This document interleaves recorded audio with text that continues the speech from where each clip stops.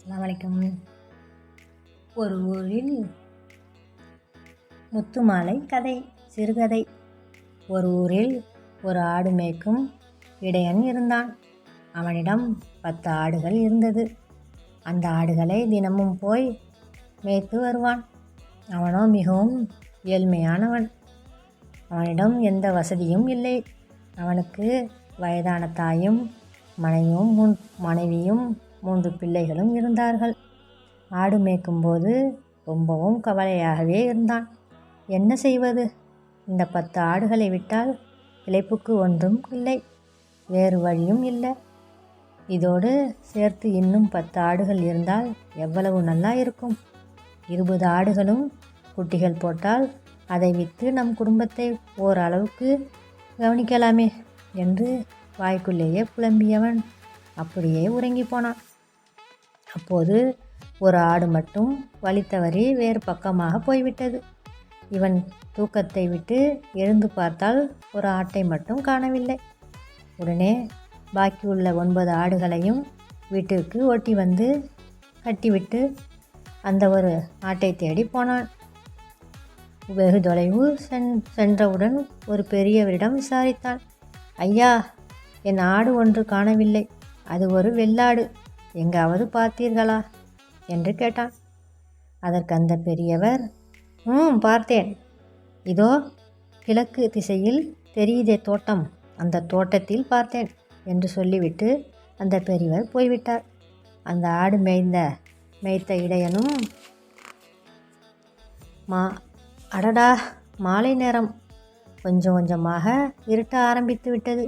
அதற்குள் போய் ஆட்டை ஓட்டி வரணும் என்று ஓட்டமும் நடையுமாக சென்றார். சென்று பார்த்தவுடன் ஆடு அங்கே நின்றது. இருட்டிவிட்டால் சரி வராது என்று ஓடினான். இவனை கண்டதும் ஆடும் தன் தாயை பார்ப்பது போல் கிட்டே வந்தது. அதை தடவி கொடுத்து கழுத்தில் கயரை மாட்டினான். அப்போது கீழே குனிந்தான். ஏதோ மின்னியது. அதை கையில் எடுத்து பார்த்தால் அது ஒரு அழகிய முத்து மாலை.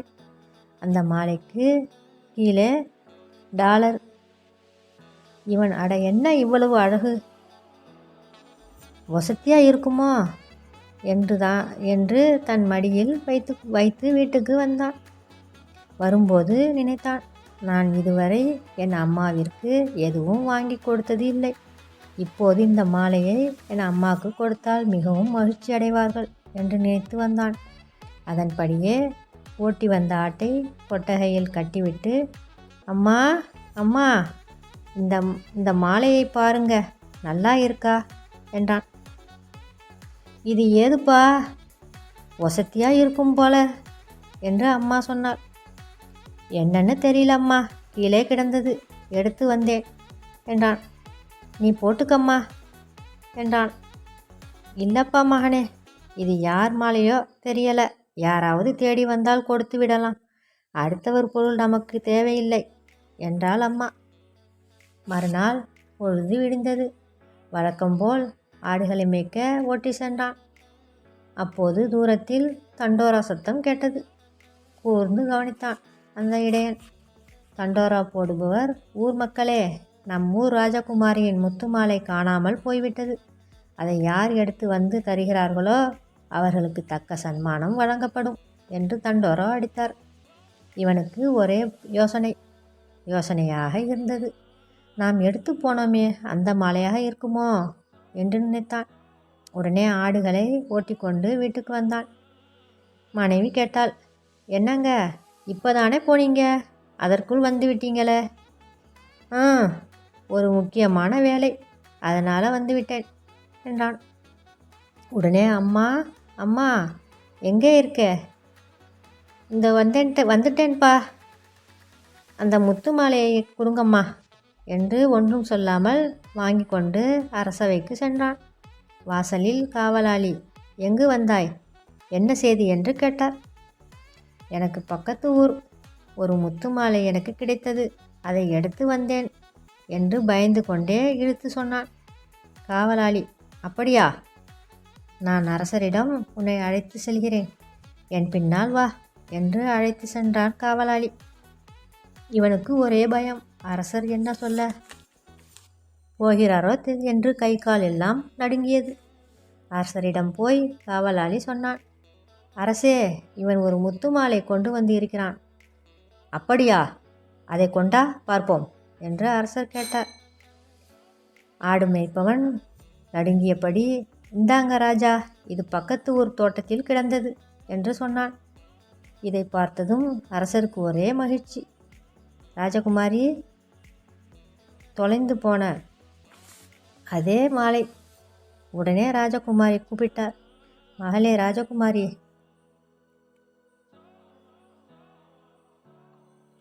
உடனே ராஜகுமாரியை கூப்பிட்டார், மகளே ராஜகுமாரி, உன் மாலை கிடைத்து விட்டது. இது எப்படி அம்மா அடுத்த ஊர் தோட்டத்திற்கு போனது என்று அரசர் கேட்டார். ஆமாம் தந்தையே, 2 நாளைக்கு முன் நானும் என் தோழிகளும் அந்த புறத்தில் விளையாண்டு கொண்டு இருந்தோம். அப்படியே விளையாடியபடி அடுத்த ஊர் தோட்டத்து வரை சென்று விட்டோம் என்றார் ராஜகுமாரி. அரசர் தன் மகளை உடனே கண்டித்தார்.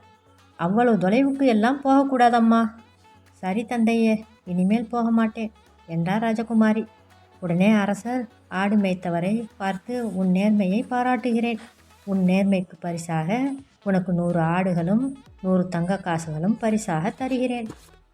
இந்தா வாங்கிக்கொள் என்று கையில் கொடுத்தார்.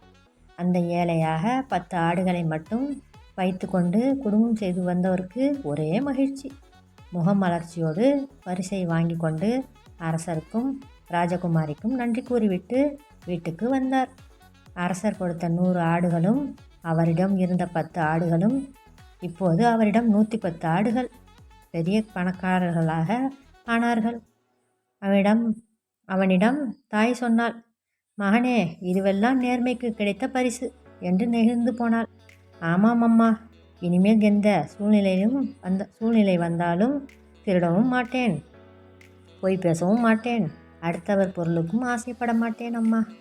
இதன் பிரகாரம் என் குழந்தைகளையும் வளர்ப்பேன் அம்மா என்றான். அதன் பிறகு அவர்கள் குடும்பத்தோடு மகிழ்ச்சியாக வாழ்ந்தார்கள். என்ன குழந்தைகளே, நாமும் அதுபோல் வாழ்வோமா?